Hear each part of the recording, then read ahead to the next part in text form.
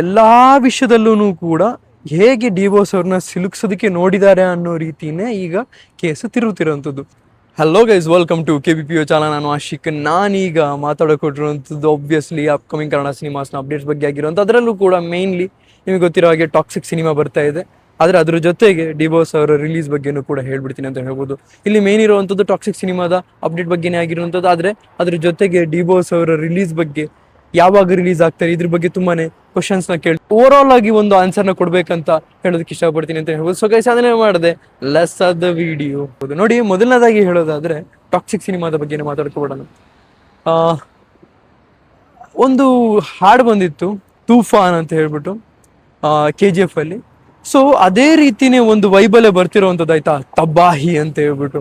ನೋಡಿ, ತಬಾಹಿ ಯಾಕೆ, ಆಬ್ವಿಯಸ್ಲಿ ತೂಫಾನ್ ಅನ್ನೋ ಸಾಂಗ್ ಕೂಡ ಒಂದು ಹಿಂದಿ ವರ್ಡಿಂಗೇ ಆಗಿತ್ತು. ಅಂದರೆ ಉರ್ದು ಅಥವಾ ಹಿಂದಿ ಈ ಥರ ವರ್ಡಿಂಗೇ ಆಗಿತ್ತು. ಆಗಿರ್ಬೇಕಾದ್ರೆ ನಮ್ಮ ಇಂಡಿಯಾದಲ್ಲಿ ಒಂದು ಪ್ಯಾನ್ ಇಂಡಿಯಾ ಲೆವೆಲಿಗೆ ಸಿನಿಮಾ ತರ್ತಾ ಇದೆ ಅಂದಾಗ ಈ ಥರ ವರ್ಡಿಂಗಲ್ಲಿ ಬರುವಂಥ ತೂಫಾನು, ತಬಾಹಿ ಇದೆಲ್ಲ ಒಂದು ಕೇಳೋದಕ್ಕೆ ಕ್ಯಾಚಿಂಗ್ ಆಗಿರುವಂಥದ್ದು, ಮಾರ್ಕೆಟಿಂಗ್ಗೋಸ್ಕರ ಈ ಥರ ಮಾಡುವಂಥದ್ದು. ಆದರೆ ಇದೆಲ್ಲ ಸಾಂಗ್ ಕೂಡ ಯಶ್ ಅವರಿಗೆ ಸೂಟ್ ಆಗುತ್ತೆ ಅಂತ ಹೇಳ್ಬೋದು. ಅದಕ್ಕೋಸ್ಕರನೇ ಟಾಕ್ಸಿಕ್ ಸಿನಿಮಾದ ಮೊದಲನೇ ಸಾಂಗ್ ಅದು ಹುಡುಗಿನ ಇಟ್ಕೊಂಡು ತಬಾಹಿ ಅಂತ ಹೇಳ್ತಾ ಇದ್ದಾರೆ. ನನಗೆ ಯಾವುದೇ ಕಾರಣಕ್ಕೂ ಇದು ಯಾವುದೊಂದು ಥೀಮ್ ಸಾಂಗ್ ಜೊತೆಗೆ ಬರ್ತಿರುವಂಥದ್ದು ಅಂತ ಕಾಣಿಸ್ತಾ ಇಲ್ಲ, ರೊಮ್ಯಾಂಟಿಕ್ ಸಾಂಗ್ ಜೊತೆನೇ ಕಾಣಿಸ್ತಿರುವಂಥದ್ದು. ಅದರಲ್ಲೂ ಕೂಡ ಅವರ ಸ್ವಾಗ್ನ ತೋರಿಸೋದು ಕೊಟ್ಟಿದ್ದಾರೆ ಗುರು.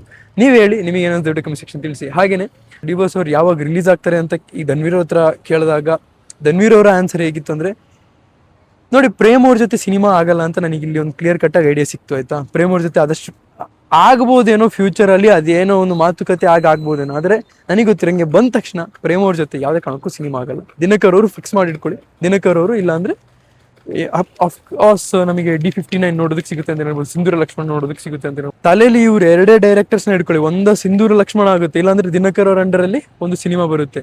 ಇದು ಎರಡು ಅಲ್ದಲ್ಲೇ ಬೇರೆ ಯಾವ ಸಿನಿಮಾನು ನೀವು ತಲೆಯಲ್ಲಿ ಇಟ್ಕೊಳ್ಳೋದಕ್ಕೆ ಹೋಗ್ಬೇಡಿ. ಯಾಕೆಂದ್ರೆ ಯಾವುದೇ ಒಂದು ಕಾರಣಕ್ಕೂ ಯಾವುದೋ ಹೊಸ ಪ್ರಾಜೆಕ್ಟ್ನ ಇವರು ಒಪ್ಕೊಳ್ಳೋದಕ್ಕಾಗಲ್ಲ.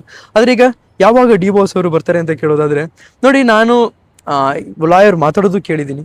ಡೈವರ್ಟ್ ಈ ಎಲ್ಲಾ ವಿಷಯದಲ್ಲೂ ಕೂಡ ಹೇಗೆ ಡಿವೋರ್ಸ್ ಅವ್ರನ್ನ ಸಿಲುಕ್ಸೋದಕ್ಕೆ ನೋಡಿದ್ದಾರೆ ಅನ್ನೋ ರೀತಿನೇ ಈಗ ಕೇಸು ತಿರುಗುತ್ತಿರುವಂಥದ್ದು. ಸೊ ಹಾಗಿರ್ಬೇಕಾದ್ರೆ ಈ ತಿಂಗಳು ಎಂಡಲ್ಲಿ ಡಿವೋರ್ಸ್ ಅವರು ಜೈಲಿಂದ ಆಚೆ ಬರಬೇಕು, ಅಥವಾ ಈ ಒಂದು ಕೇಸಿಂದ ಆಚೆ ಬರಬೇಕು. ಆದರೆ ಈ ತಿಂಗಳು ಎಂಡಲ್ಲಿ ಇಲ್ಲ, ಬರೋ ತಿಂಗಳು ಒಳಗಡೆ ಆಗಿ, ಅಂದರೆ ಈ ತಿಂಗಳು ಎಂಡಲ್ಲಿ ಅಂತೆಲ್ಲ ಮಾತುಕತೆ ನಡೀತಿರುವಂಥದ್ದು. ಆದರೆ ಹೇಳಿದ ತಕ್ಷಣ ಎಕ್ಸ್ಪೆಕ್ಟೆಡ್ ಇರೋ ರೀತಿ ಬರೋದಕ್ಕೆ ಇದು ನಾವು ಅಂದ್ಕೊಂಡಿರೋ ರೀತಿ ಆಗೋವಂಥದ್ದು ಅಲ್ವಲ್ಲ. ಸೊ ಹೇಳೋವಂಥದ್ದು ಬರೋ ತಿಂಗಳೊಳಗಡೆ ರಿಲೀಸ್ ಆಗ್ತಾರೆ ಅಂತ. ಬಾಕಿ ಎಲ್ಲ ಫ್ಯಾನ್ಸ್ ಕೈಯಲ್ಲೇ ಇರುವಂಥದ್ದು. ಫ್ಯಾನ್ಸ್ನ ಪ್ರಾರ್ಥನೆ ಅವರನ್ನು ಆಚೆ ಬರೋ ಹಾಗೆ ಮಾಡುತ್ತೆ ಅಂತ ಹೇಳ್ಬೋದು. ಈಗ ಇರೋವಂಥ ಲೋಕ ಎಪ್ಸ್ಟೀನ್ ಫೈಲ್ಸ್ ಎಲ್ಲ ಬಂದಮೇಲೆ ಡಿವೋರ್ಸ್ ಅವ್ರು ಮಾಡ್ತಿರುವಂಥದ್ದು ಎಲ್ಲ ಸರಿ ಅನ್ಸುತ್ತೆ. ಆದರೆ ಯಾವುದಕ್ಕೂ ಯಾವ ವಿಷಯನೂ ಎಂಕರೇಜ್ ಮಾಡೋದು ಬೇಡ. ಅಪ್ಕಮಿಂಗ್ ಸಿನಿಮಾಸ್ನ ಹೇಳೋದಾದ್ರೆ ನಾನು ಅದಕ್ಕೇನೆ ಮೆನ್ಷನ್ ಮಾಡಿದ್ದು.